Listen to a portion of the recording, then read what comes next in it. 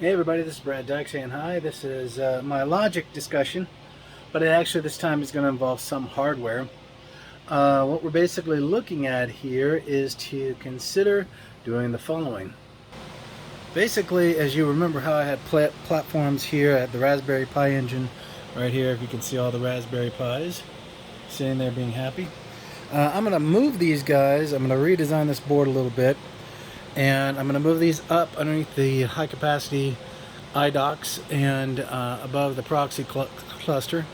Get this whole cluster set into its home, and then I'm gonna have to rearrange the back some, move some shelving there as well. And the reason why is because of good old faithful. Yep, that guy right down there. I just couldn't give her up. I've had so much work with this chassis. It is incredibly a great chassis. It has done great things with me. I've mined with it, I've clustered with it, I've done everything with it. And all in all, it's just a good overall system. And I decided I wasn't going to sell it. I did not sell it.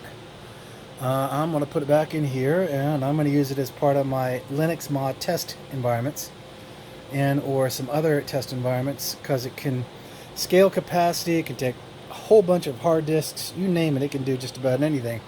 But to make it work right, I've got to get it to fit in here correctly, and that's going to be a little bit of a challenge, so that's what we're going to do. Right now I've taken all the panel sections off. I also decided not to get rid of the other series chassis node, which is this guy right here. He's a powerhouse, he's got lots of processors on board.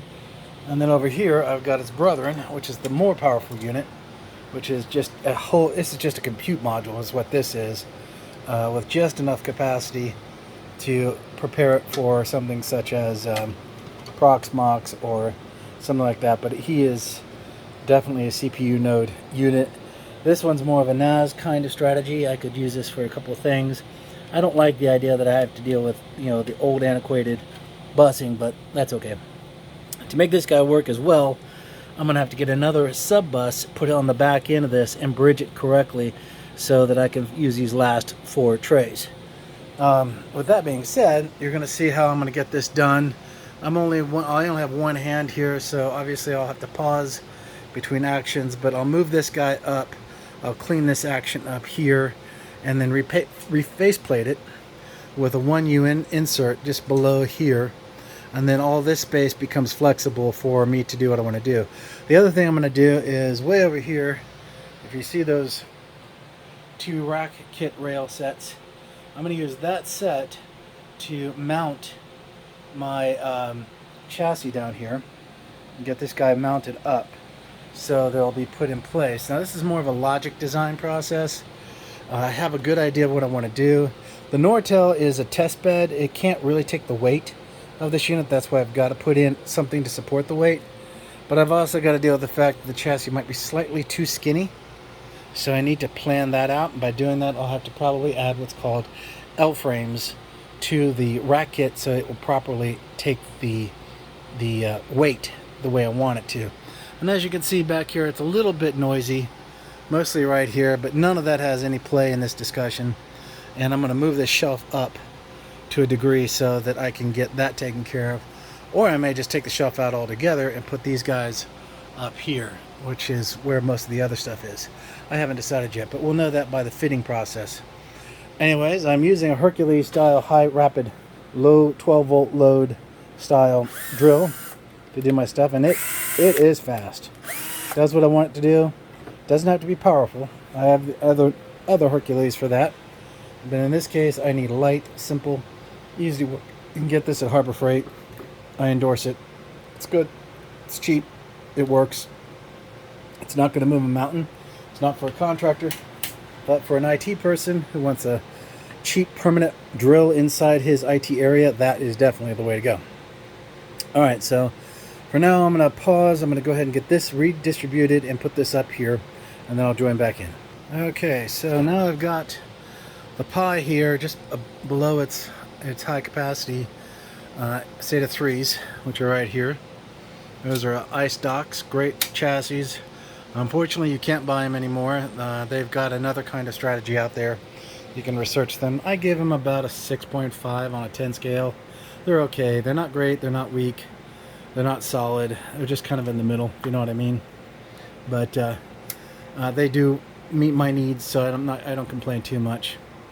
So back to this, as you can see, the frame and structure is now cleared. I've got to work in the back next. My mission statement is to flip that out, free up all these brackets, get them off as well, and prep the area and clear these other cables so that they're not going to be in the way, and then give myself a free area for the placement of the 4U enclosure. Now I've only got 2 other 4Us. I've got one down there, and I have one right here, of course. That's actually technically not a 4U. That's actually 3 units in a 4U footprint. That's a 2U and then 2 1Us. That's my son's footprint. But this is the big horse in the house right now. It's the quad environment. Very powerful box. When I put this one in, it's not going to be a quad. It's going to be a single processor stack, and it's going to be only basically what we call a processor-based chassis, not a high-performance processor like many CPUs or many of the processing functionalities. This one is actually for controller interface, so if I wanted to put like a NAS pairing in here or something like that, I could do that. I don't need a strong processor. What I need is capacity in RAM and capacity in disk. So I'm going to go ahead and pause again, get this area prepped, get that area readjusted, and get this going. All right, I'll be right back. Okay, so as I'm prepping the back area here, as you can see back here, that shelf is right now my current headache. Now the 2 reasons why it's a headache is because number 1, my ability to get to it by a drill, as you can see, is very limited. It doesn't happen. So I have to use a smaller screwdriver as such to loosen the screws so I get them out. But this one has chosen to strip, and or stuck or something. So I'm going to have to go in there with something like this and try to loosen it up so I can get it off. This happens unfortunately because these mounting screws, these black ones, are of poor quality metal. So they're cheap, they're free, but you got to pay the price sometimes when you put them on, because I have no idea how this stripped like it did, but it did. It must have stripped when it went in, and I'll have to get in there and take it one small turn at a time. But once this is free, then I should have enough clearance to put these guys in, and that's the left and that's the right, and they'll get mounted into the rack enclosure across the way here, and it should give me the lateral capacity. Now the only big other concern I have is the width across good enough for the casing for the case. I'll find that out once I start the work. So let me get this guy off because it's going to be a pain and it requires 2 hands, and I'll continue. Okay, so we've got the area pretty much primed and ready to go.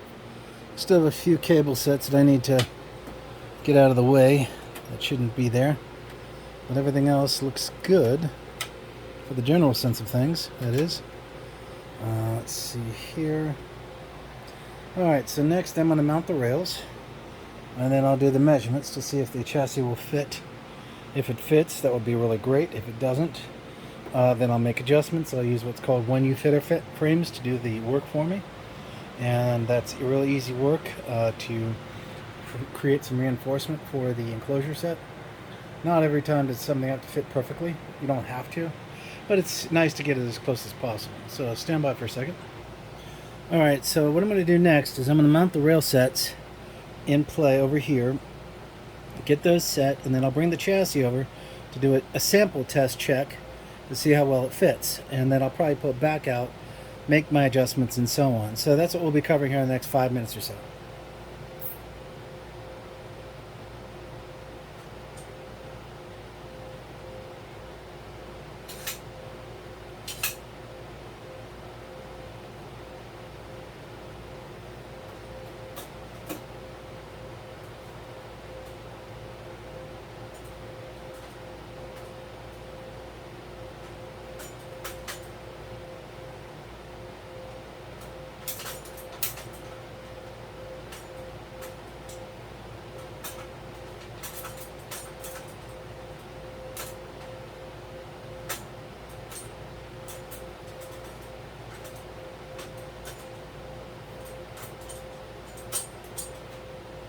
Okay, so the release lock is caught. Unfortunately, I'm going to have to put a one-use space fitter in here underneath it, but I should still have enough clearance to do what I want to do. But we're going to confirm that shortly here. Let me get this off.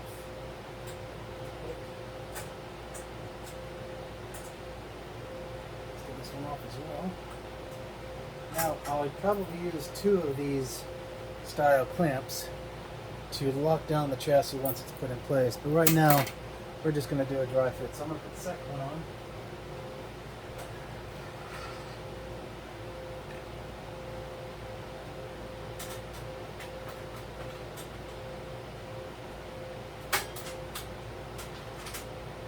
Okay, so that one's in place, 25 and 26, 25 and 26.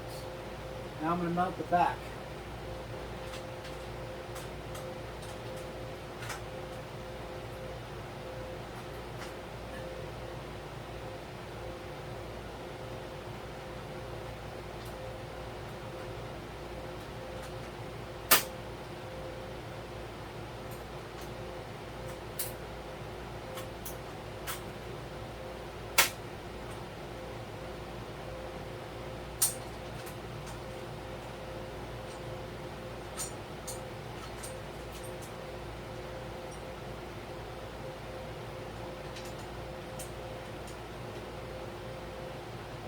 Okay.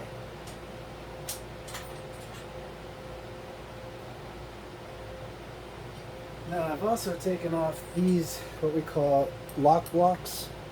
They are designed to act as inhibitors to prevent something from sliding too far in. So considering this is a full-length case, these won't be necessary, so they have to come off.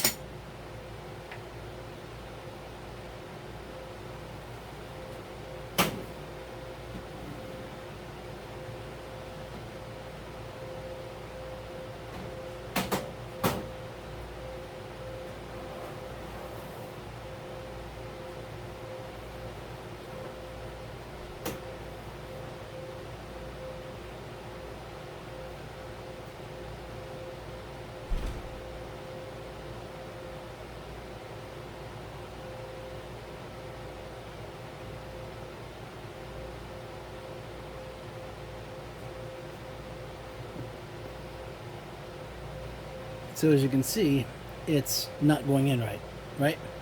So I'm going to take the chassis back out and I'm going to put L brackets in to act as extensions from the mounting points of the original 2 universal rack mounts.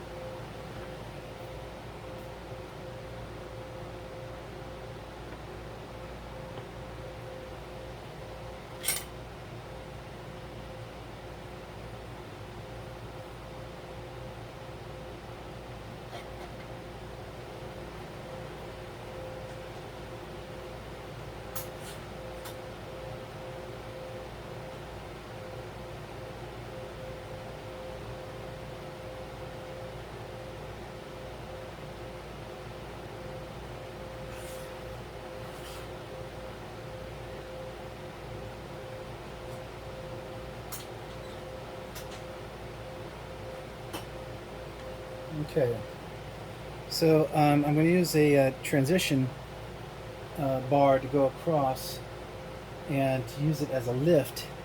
It will raise the rack a little bit out of spec, but I'm going to try to keep that as low as possible. Or what I can do is I can switch it to another universal rack enclosure. Let me do a check here real quick. Okay, so we're going to switch to these universals and allow those to do what I need them to do instead of the ones I've got now. So let me get these swapped out. Okay, so I'm mounting the front plates now, and I'm going to use 4 long haul screws to do that. The reason why is because it gives me more focused length and insulation, so it acts more like a anchor. Considering this is going to be taking on some weight, I want to be very careful how I introduce that weight. Another thing that's going to happen is because I'm using these front panels, which are not the best in the world to use, they're not super strong, and they're also not that rigid. They're a little too flexible. But as long as you've got the right support in play, that shouldn't become an issue in regards to what you're trying to do here and to get this set up correctly. A little bit of a challenge to it though. It doesn't like to be very tight when it comes to the actual weight level of what's put on it. So I have to be careful what kind of hardware I put on weight-wise on these, because they'll literally bend inwards and give out, which you don't want. On the back, I'm only going to use 1 C-clip set, because in the back it really doesn't matter. What does matter is 2 things. One, that it's at the lower part, not the upper part of the back clamp. And secondly, that it feeds the weight load only, nothing more. Because remember, it's a tight fit, so all I've got is this little screwdriver and these little screws to do this with. So I'll mount those now.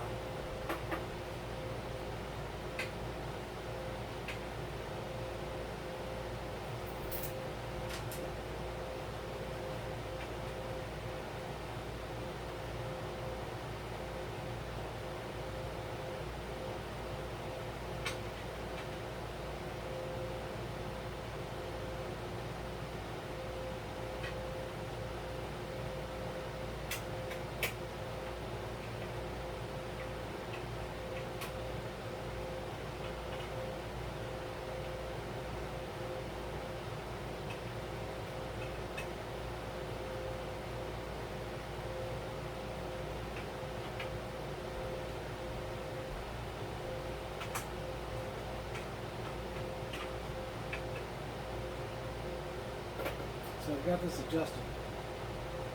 Now my mission statement is to go and secure it.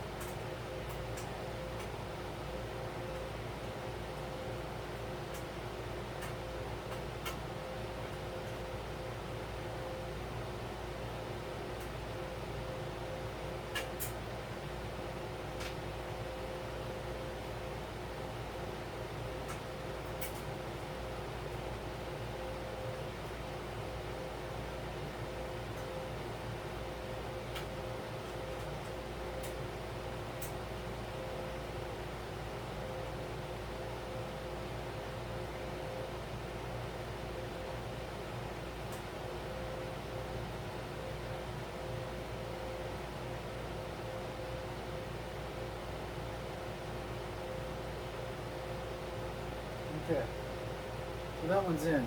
The screw gave me some grief, So I'm going to take this one out of the equation and use a different one. But let's get the other side done, and then I'll tighten these up.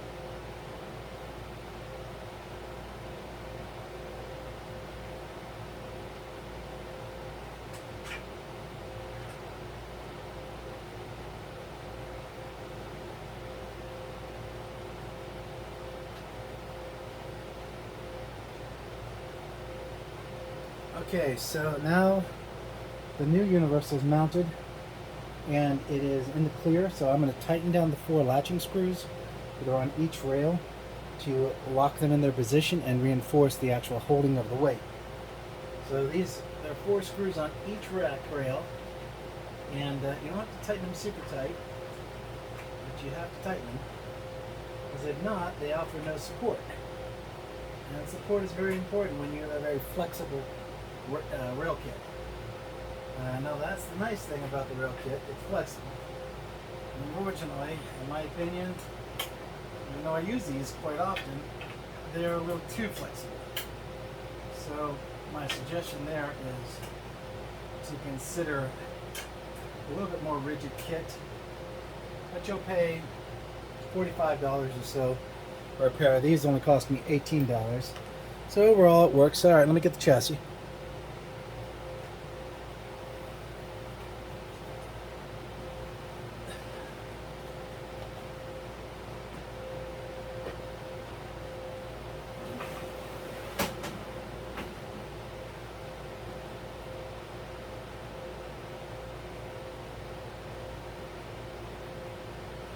Okay, so let me bring this in here for you. So here is the chassis. It's in its mounting now. Now I'm going to have to put a mount here and a mount here, because this will reinforce this setup. Because if you look on the side, even though I've got 4 screws down here acting as a reinforcement, it still worries me a little bit because I don't want it putting pressure on the switch below it or causing them to concave to the center, and it kind of starting to do that a little bit if you look there. But it's an easy fix by allowing the chassis to anchor to the back plane. In this case, its back plane would be the actual rail kits themselves, which is these right here. This will solidify and keep that nice and flush and tight. Now another thing you can do also is, if you look down here, if you can figure out which screw it is, in this case it won't apply, but sometimes you can take one of these screws out, put this in, screw that in, and then screw this guy in. But it looks like what we're going to have to deal with is just one in this particular case. So I'll get that done next. Give me just a second here while I reposition you, and let me get that mounting done and I'll be right back. Okay, to add additional strength to it, I'm going to change it from a C-clasp locking mechanism to an in-clasp locking mechanism. And what that does is it squeezes between the fitters and gets locked in. Then the screw reinforces that and makes it 100 times stronger. That's why it's better than the C-clasp, because C-clasp tends to kind of crunch down and it doesn't work so great. Well, we'll use this to secure the setup. The unfortunate thing is it is a hex. It's got a HP screwdriver combination here, which sucks, but that's okay. I can use it for this. So let me go ahead and get it mounted. Okay, so while we're doing this, I'm going to move the camera here a little bit. I will talk to something about these little guys here. Now these are two tools designed to help you go into the sleeve or the area and put these guys in their homes, as which we have to do right here, and get them mounted correctly. And a lot of the times you get these little short ones. They're okay. They are, but frankly they suck. The reason why is they don't give you enough reach in their aspect. But this guy, he's perfect because you can get your whole hand in there like such. And you know, as you're in there and you need to pry something out, you have the leverage capacity. When you are looking at this one, you don't so much because you're too short. Now, it does work better because if you look at the midsection, you can work between the back bar and the front bar. But like I said, you can also kind of do very similar work at an angle and still work. Plus it's carbon steel, so it's highly flexible, very strong. But this is the tool I use to mount this as I want to put it in play. I'm going to be mounting it here to between 28 top and bottom. Here will be the mounting point for the pressure point on the chassis. So let me get that set up for you.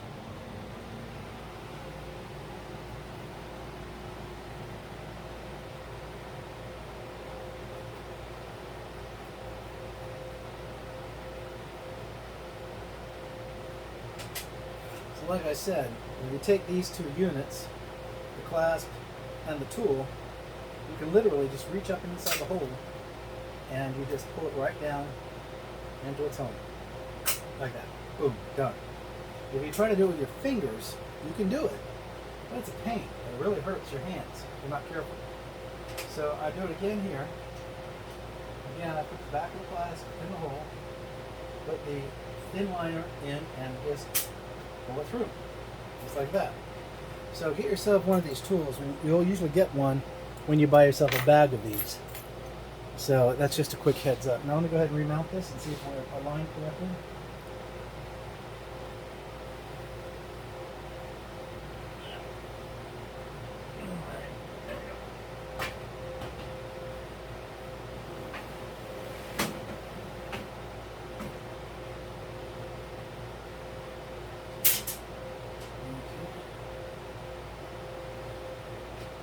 There it is.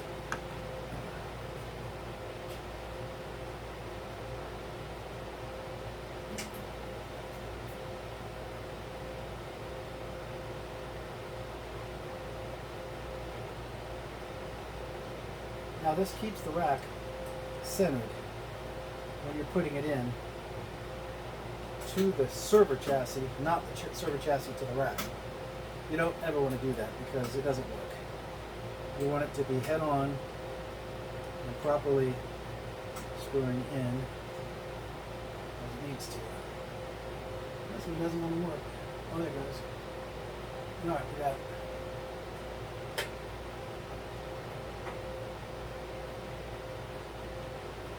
So make it snug and don't try to force things because if you do, you'll break it. Unfortunately, IT equipment like this is not very, how would you say, functional. That's what I call it. You just gotta play with it to make sure that it comes off correctly. But anyways, there we go. Now, what we'll do here is I'll show you why this chassis is so valuable to me. Look at all of that space. All of it is mine. Plus, I've got that in there, which I can choose to take out if I want. But right now, I'm just having fun with it. I've got a media, import device here. I can bridge and set. If you go into the back of the unit, I have a high-end video card here for like compute power processing. If I wanted to do mining again. These are my 3-in-1s and transitions. These go to the front. This one is in the back, and I still have one free here. And my other outputs, I've got all other functionality, and I've got over here a really nice power supply. It's a good machine. Not only is it a good machine, But the chassis is really awesome because I've got all this connectivity, I've got all this flexibility, and I've got the kits that allow me to flip this inside and out. And I've done a few videos on this chassis in the past, but actually, technically speaking, this guy is as much functional as this guy is when it comes to connectivity and modularization. Unlike its brethren down there, which is this guy, which is more static design. So, you know, it has the flexibility that I want if I need a flip-flop, turn, shift, whatever I need to do. I could even technically put in a variety of Raspberry Pis in here on the front end, have the motherboard in the back act as the cluster node, and have a mini Proxmox, task mask environment. Okay, so now we've got our setup back into play. The Raspberry Pi has been upgraded and moved up to the top. Sorry for that. This poor guy got flipped a little bit, got unhappy. And then, of course, we've got the chassis installed. We've got the secondary HP Gen 9 installed as well. That's this guy right here. It's paired up with its brethren, which is a high compute HP Gen 9. This is a DL380 Gen 9. This is loaded to the hilt with resources, CPU, and RAM. And of course, I've got my wonderful 720 here, along with its SSD disk array solution here, along with its spinning disks for archiving. Quite a bit of resource here available. And so next thing I gotta do, which I'll probably talk, is what is my next deployment model, logic-wise, is going to look like when I start this process and start bringing these things in. And I'm thinking of building something kind of similar to the way my environment that I work with in the industry, and that is with a cloud provider and the subservices of the cloud provider, and doing that. Maybe that would be fun to do. With that being said, pretty much this is just fun for me. I like to do it. I think logically, I think physically, I think in the sense of hardware, but I also think in the logic of the infrastructure, which is the software and the protocols that we use every single day to provide services for people. It's not difficult, and I do this kind of stuff to bring it to the table so that you feel like it's not impossible. Maybe you could do this too and learn something new. Absolutely, rock and roll. Give it a try. What's it going to do? You've got the gear there, and if you can play with it, go for it. Well, listen, for now I'm going to say goodbye. God bless, and look for my videos. I should start posting some more now that things have kind of settled down here, and more to come. I'll let you go. Bye-bye.